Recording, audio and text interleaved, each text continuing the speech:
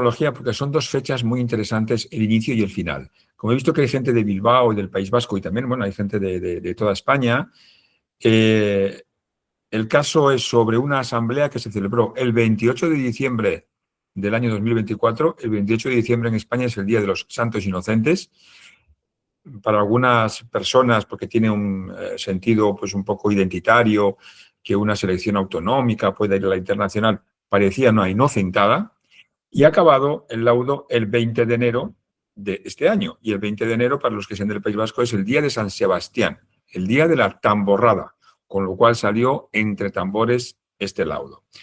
Bien, este caso surge además como consecuencia o impulsado por una gran reforma que hubo en la ley española del deporte, que estableció en su artículo 48, estableció una novedad diciendo que las federaciones autonómicas se deben integrar en las federaciones españolas y que son las españolas las que representan a nivel internacional desde el punto de vista del Estado, ¿vale? Del Estado español en el ámbito internacional. Y había un articulito, el número 2, que dijo, bueno, excepcionalmente en aquellos deportes que por arraigo, por tradición, por historia o porque hubieran estado antes en la internacional, digamos, como un precedente, cabe la posibilidad que el Consejo Superior de Deportes de España, un órgano gubernamental rector del deporte a nivel estatal, pues pudiera dar, con un acuerdo previo, la posibilidad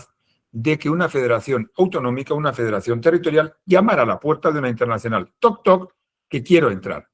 Y esto pasó el día 28, un poco antes. Primero la Federación de Euskadi de Pelota Vasca pidió al CSD, en base a este artículo, oye, creo que reúne las condiciones. Mire, la pelota vasca es un deporte que tiene aquí mucho arraigo en el País Vasco, creo que culturalmente está muy aceptado. Además, la Federación de Euskadi, la Federación Vasca, no pertenecía y no estaba integrada en la Federación Española, y el CSD dijo, bueno, pues creo que puede ser el caso, vayan ustedes, ¿nos parece bien o no nos parece mal? Y entonces llamaron a la puerta y pidieron la inscripción, la membresía y la pertenencia a la Federación Internacional de Pelota Vasca. Pero también les voy a poner otra fecha. Hemos hablado del 28 de diciembre, del 24, Día de los Inocentes, 20 de enero, Día de San Sebastián, 19 de mayo del año 1929. En la ciudad de Buenos Aires se funda la Federación Internacional de Pelota Vasca, que es a la que pide entrada, y ha sido la demandada que, junto con un excelente compañero, Jorge Ibarrola, abogado suizo, pero de Bilbao, de Baracaldo, pues hemos codefendido con la Internacional y la Federación de Euskadi los intereses de que se acorda derecho el acuerdo impugnado. El 19 de mayo del 1929 se fundaba en la ciudad de Buenos Aires por 3 entidades. La Federación Francesa de Pelota Vasca, la Federación Argentina o Asociación y una Confederación Española de Pelota Vasca. Pero, si ustedes acuden ahora mismo a Google, verán que la Federación Española de Pelota, que se llama ahora, inicialmente se llamó de Pelota Vasca, pero le prohibieron llamarse vasca, nace en 1940. Entonces, ¿cómo puede ser que una confederación española estuviera fundando la Federación Internacional en el año 1929? Bueno, realmente esa confederación que llamaron española en años que aquí eran de la República, lo que sucedió es que eran realmente la Federación Vizcaína, la Federación Guipuzcoana, la Federación Navarra y la Federación Catalana de Pelota Vasca. No existía el español y lo fundaron. ¿Con eso qué quiero decir?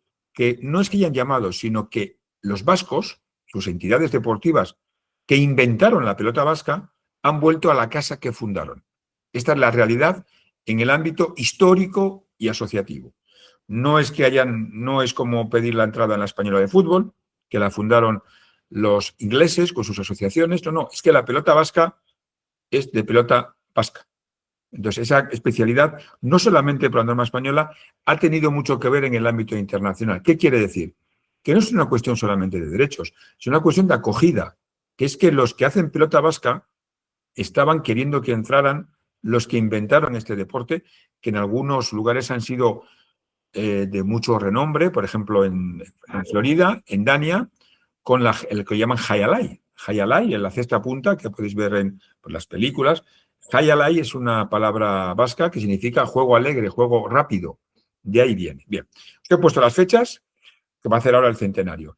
Y bueno, pues el 28 de diciembre del año 2024 se reforman los estatutos una vez que el Consejo Superior de Deportes, la internacional, no le hacía falta, pero quiso ser respetuosa con el gobierno de España porque tiene su sede en Pamplona. Y con ese placet dijo, muy bien, vamos a votar. Pero le hacía falta reformar los estatutos. Entonces, en esa asamblea hizo dos cosas. Se reformaron los estatutos y una vez que los estatutos permitían que federaciones que no fueran estados, perdón, que no pertenecieran o configuraran un estado, pudieran entrar, es decir, que un territorio sin estado pudiera entrar, se pasó a la segunda parte, que es la votación. Y por 2/3 de los presentes entraron. Quiero decir que le votaron federaciones tan importantes en la pelota vasca como Francia, como México, como Argentina, que digamos que es la historia y el gran número de los campeones de la pelota vasca. Es decir, que fue acogida. Es diferente a veces cuando vas a una internacional y la propia masa social o su estructura no te quiere.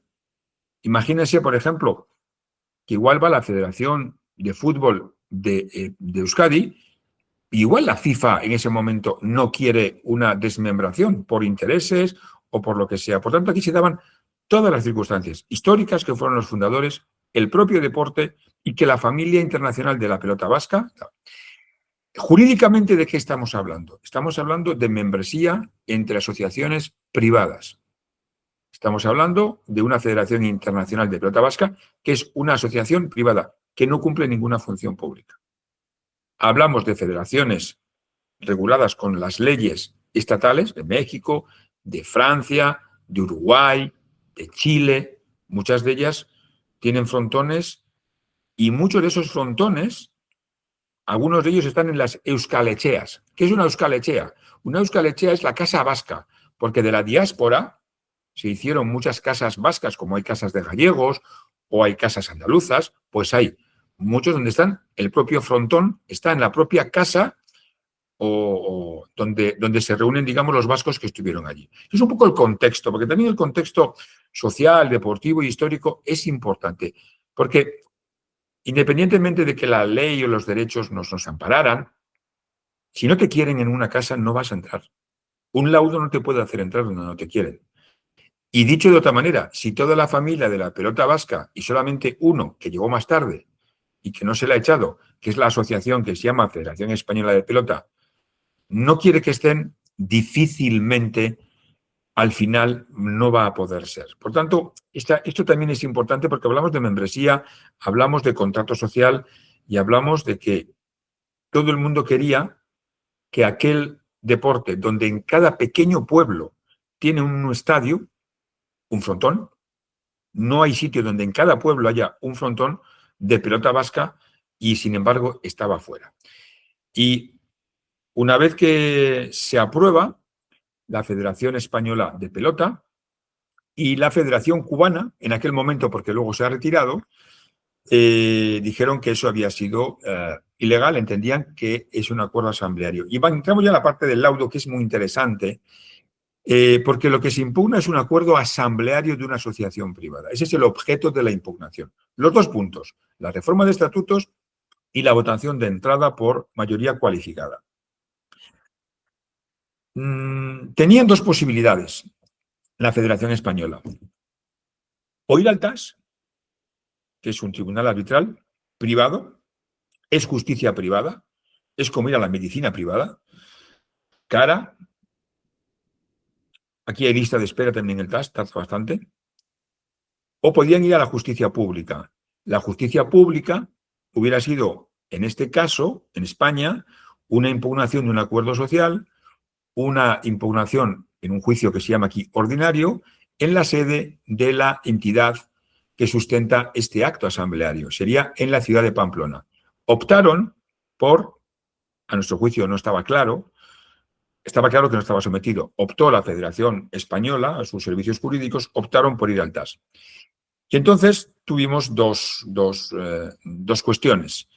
Una, la segunda parte, pero empiezo por la segunda parte, que finalmente el laudo no ha entrado, la validez de la adopción del acuerdo, como era válido en la forma que se hizo. Y la primera parte es que entendíamos, como le pasa al Comité Olímpico Internacional, que no todos los acuerdos de la Federación Internacional de Pelota Vasca estaban sometidas, sino que expresamente decía que estaban sometidos esos acuerdos. Y nuestra tesis era que solamente, igual que hace el Comité Olímpico Internacional, solamente las partes deportivas son las que expresamente estaban sometidas al TAS, pero no estaban sometidos a acuerdos asambleos de elección de presidente, de aprobación de cuentas, de reforma de estatutos o de admisión de nuevos miembros. Y ahí fue la pelea porque tuvimos, es muy excepcional en el TAS, porque este es un laudo preliminar, una primera vista, que al final se convirtió en única, fue bastantes horas, sobre unas cuestiones meramente procesales.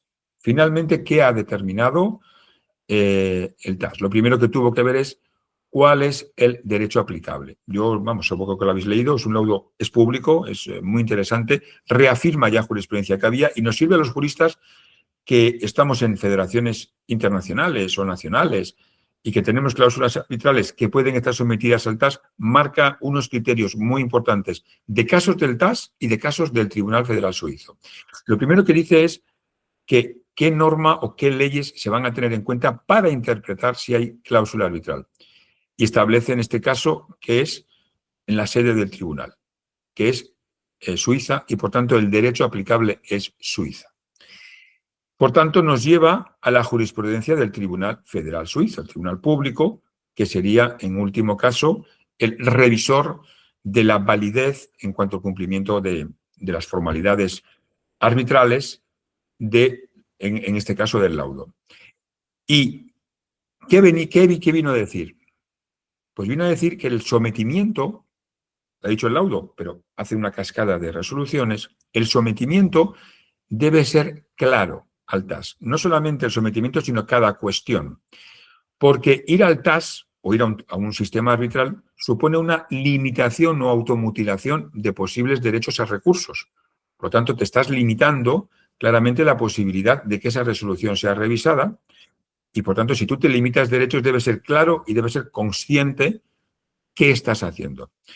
Aquí se discutieron dos artículos, básicamente, de los estatutos antiguos de la Federación Internacional de Pelota Vasca. El artículo 58 y el artículo 65. Básicamente lo que venía a decir es, los expedientes disciplinarios deportivos que dicten los órganos disciplinarios son recurribles al TAS. Eso sí son al TAS. Y luego, un segundo artículo que decía, que es el que quería ampararse la Federación Española de Pelota y hasta un momento determinado la cubana, que dice que las controversias entre federaciones nacionales se elevan a la FIP y que esa resolución de la FIP sí que puede ser elevada al TAS. Y ha entendido el TAS que esto no es eso es un plano horizontal entre los miembros que revisan. Por ejemplo, ¿qué conflicto puede haber entre dos federaciones nacionales? Pues imagínense ahora mismo un vasco que esté en Uruguay. ¿Dónde va a competir? ¿En la selección vasca o en la selección uruguaya? ¿O en la selección francesa? Entonces puede haber un conflicto de alguien que pueda tener varias nacionalidades. ¿Cuál es la selección que va a representar? Ese conflicto se eleva a la FIP y eso sí que hubiera sido llevado al TAS. Finalmente, pues nos ha dado razón, solamente por un principio muy importante, y lo digo para los compañeros juristas, la sumisión arbitral del asunto concreto debe estar claramente sometida, sobre todo cuando vienen cláusulas arbitrales. Porque si hay duda, viene a decir no hay duda, no está sometido. Y toda la vista fue tratar de retorcer, hay una parte que es pura sintaxis. La coma, el punto y aparte es muy refrescante leerlo porque han entrado al detalle, porque la vista fue al detalle. De hecho, intervino un perito en legislación española porque otro argumento que daba la parte contraria era que si no iban al TAS se quedaban huérfanos de poder acudir a ningún sitio. Y hubo que explicar, uno era español, pero uno era paraguayo y otro era belga. Y hubo que explicar cómo no ir al TAS no significaba quedar huérfanos y desamparados de tutela judicial efectiva, porque podían haber ido, como os he dicho antes, a la justicia pública, al juzgado de primera instancia de Pamplona para impugnar un acuerdo social. Pero aquí jugaban con dos plazos, y con esto ya voy a terminar. El plazo para impugnar un acuerdo social en España son 40 días naturales, es un plazo de caducidad, o interpones la demanda o caduca, no se interpuso en su momento, y para acudir al TAS eran de 20 días. ¿Qué podía haber pasado? Pues como pasa en Frontón, pues jugar a dos paredes. Podías haber ido las dos por si acaso, pero se optó por esta decisión y intentando argumentar que la interpretación debía de ser, ante la duda, favorable al arbitraje. Claramente, insisto que es la parte más interesante e importante, con un elenco muy amplio de resoluciones del TAS y del Tribunal Federal Suizo, la sumisión debe ser clara en base al derecho suizo. No debe haber ninguna duda. Y aquí lo que se establecieron es que había muchísimas dudas. La votación no ha sido unánime, ha habido dos que han votado a favor y otro que ha votado en contra. No sabemos quién es, pero bueno, uno es español, otro es paraguayo y otro es belga. Es uno de ellos, parece un chiste que contaban de pequeño, un inglés, un francés y un alemán, ¿os acordáis? Miguel Ángel. Pues uno de ellos ha entendido que sí que debía haberse sometido. Y es la parte interesante, se ha conseguido, luego, bueno, pues sí que tiene antes y después una interpretación en la prensa y en la política, que Euskadi, que si España, bueno, realmente, como sabéis mejor que yo, no está España en la Federación Internacional, está la Federación Española, una asociación privada. No está Euskadi ni el gobierno vasco, está una asociación privada que se llama Federación de Euskadi. Sí que es verdad pues, que hay banderas, hay pasión, hay algo identitario, pero el derecho es el derecho. Tal es así que no ha ido a ningún tribunal público ni se ha aplicado el derecho internacional público, sino el derecho internacional privado.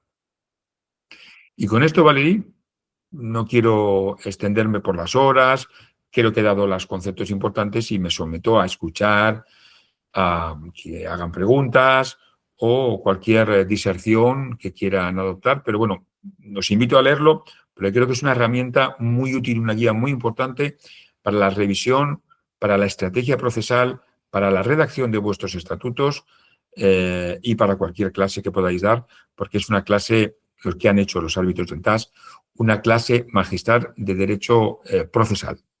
Muchas gracias, Valerie, y espero que haya sido ameno y nos hayamos divertido.